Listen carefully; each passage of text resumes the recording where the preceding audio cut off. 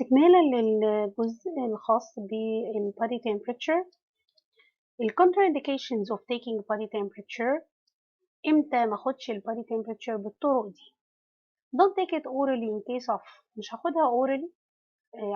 امتى؟ في الحالات اللي جايه لما يكون baby او infant يعني اقل من سنه، baby يعني very small baby يعني من سنه ل3 سنين، او small children لغايه 5 أو 6 سنين. ما باخدش خالص البادي temperature orally، لان وارد انه يكسر الترمومتر جوه بقه. اولا ده ازاز، ثانيا في زئبق، والزئبق ده ماده سامه.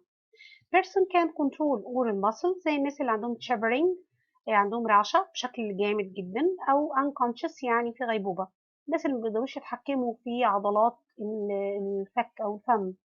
patient receiving oral autotherapy، اكيد العيان لو بياخد اكسجين عن طريق الفم زي الماسك مثلا بياخده بالفم والانف مع بعض، ما ينفعش ان انا اقيس له اورالي، يعني معنى كده ان انا قطعت الاكسجين عنده لمده 3 دقائق، وده مش منطقي. operation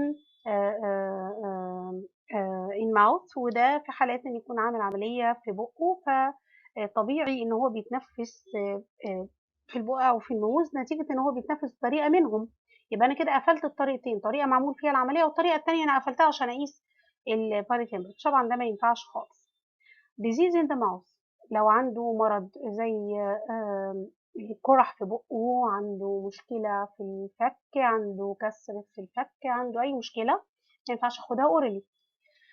suspected infectious disease، لو عنده احتمالية أن يكون عنده أمراض معدية لأي سبب ما، أي مرض معدي سواء كان بنتكلم عن الهيباتيتس أو ايدز، حتى لو كان حاجات بسيطة زي الهيربز أو القرح اللي موجودة في الفم. eating, drinking or smoking less than half an hour، لو واكل أو شارب أو بيدخن في فترة أقل من نص ساعة، يعني لازم استنى لو واكل بعديها بنص ساعة ابتدي أقيس درجة الحرارة. امتى ما اخدهاش auxiliary؟ لو البيشنت عنده tremors رعشة، لأن معنى كده إن الترمومتر مش هيثبت مكانه فالقياس هيبقى خاطئ. patient with skin disease، عنده أي مرض معدي جلدي، عنده أي مرض مشكلة، عامل جبس، عامل أي مشكلة في دراعه. burned patient، الناس اللي عندها حروق. طيب امتى ما اخدهاش rectally؟ it can be taken by other way، يعني انا لو عندي طريقه تانية وافيلبل ومتاح، طب ما مش محتاجه ان انا اخدها ريكتلي. في حالات الدايريه والريكتال ديزيز او السيرجري يعني لو عنده اسهال، بيبي عنده اسهال، ما ينفعش اخدها ريكتلي معاه، لان ده بينديوس الدايريه اكتر. ريكتال ديزيز عنده هيمورايد يعني فيشر، يعني عنده شرخ شرجي او بواسير، ما ينفعش. سيرجري، عامل عمليه في الإينس او في فتحه الشرج، يبقى منطقي ان انا مش هاخد من مكان فيه عمليه، فانا كده هجرح اكتر المكان وهتعب البيشنت. any disease can transmitted by stool، اي مرض ممكن يتنقل بالستول، ديدان، انفكشن ايا كان نوعها. patient with heart disease، الناس اللي عندهم cardiac disease، عشان ده بيعمل muscle contraction لكل المسلز اوف ذا هارت وبيزود اللود على الهارت. التمبريتشر alteration، النورمال بادي تمبريتشر نورمالي قلنا من 36.5 ل 37.5. طب لو اقل من 36.5 اسمه هايبوثيرميا، هايبو which mean decrease the normal. ثيرميا راجعه لثيرمومتر، لثيرموريجوليشن، كلمه ثيرم معناها temperature، يبقى هايبوثيرميا معناها درجه حراره اقل من الطبيعي وهي اقل من 36.5. طب من 37.5 ل 38.5 هي هايبرثيرميا، وهنا هايبر يعني increase the normal. من 37.5 ل 8 من 38.5 ل 39.5 فيفر، ودي حمى حمى. من 39.5 واعلى دي بايركسيا، والبايركسيا بنخاف منها جدا جدا خصوصا على الاطفال الصغيرين، لان دي حمى شديده ممكن تؤدي لدمج او دمار لخلايا المخ. الفيبر اللي احنا بنتكلم عنها او الحمى من علاماتها الاقي فيه concentrated urine، يعني البول مركز لونه مش اصفر فاتح، لا لونه بقى ممكن يوصل للون الاصفر الغامق او البرتقاني.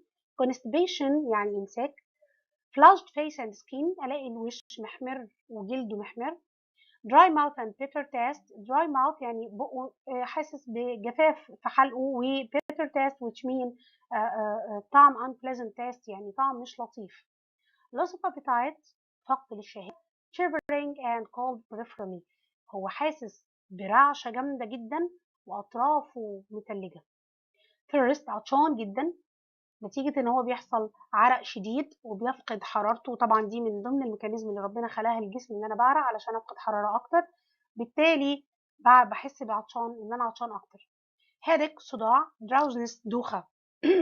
perspiration يعني عرق غزير جدا جدا جدا، واتفقنا ان ده نورمال ميكانيزم ربنا خلقه لنا to compensate درجة الحرارة العالية، وده من نعم ربنا علينا. معلومة مهمة جدا، أي زيادة في درجة الحرارة in increase of body temperature when centigrade درجة واحدة مئوية هيعمل increase في البلس 10 beat per minute، 10 دقات في الدقيقة، وهيزود ال respiration 4 beat per minute، 4 نفس في الدقيقة. المعلومة دي مهمة وهنعيدها مرة تانية في جزء البلس والrespiration.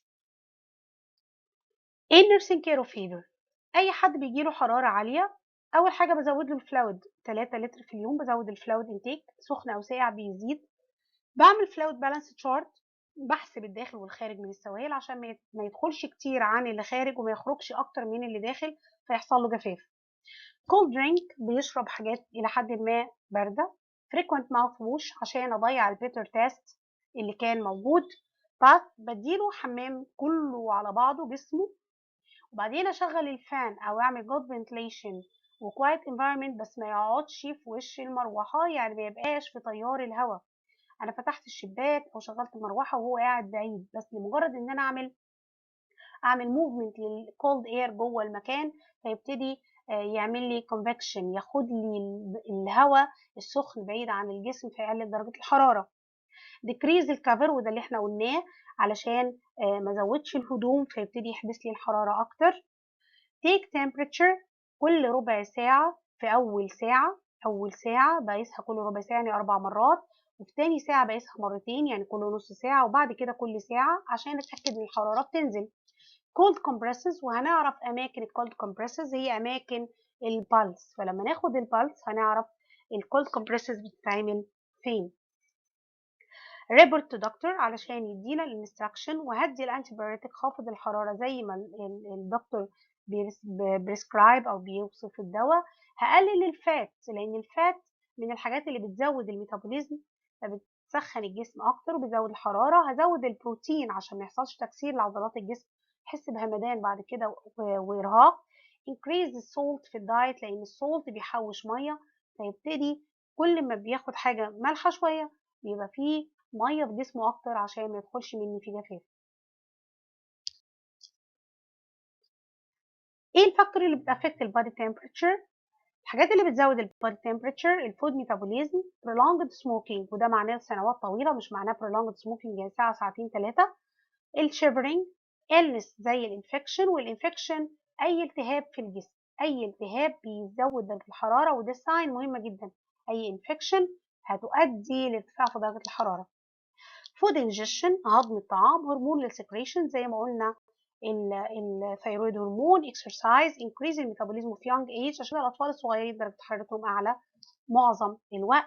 exposure to extreme temperature درجه حراره عاليه جدا جدا ممكن تعمل لي هيت ستروك. الحاجات اللي هتقلل البادي تمبريتشر decrease الميتابوليزم في الاولد ايج، الناس كبار السن قاعدين مفيش ميتابوليزم في جسمهم كتير، ده الطبيعي، فبالتالي مفيش طاقة بتنتج كتير فدرجة حرارة الجسم أقل. illness زي البايزنينج أو البليدنج، اللي نزف كتير بليدنج يعني نزف النزيف فترة طويلة بيفقد كمية دم كتير، واحنا اتفقنا ان درجة حرارة الجسم بتبقى موجودة في البلاد، فبالتالي الدم اللي بيفقد بيقلل لي درجة الحرارة معاه. poisoning في حالات التسمم.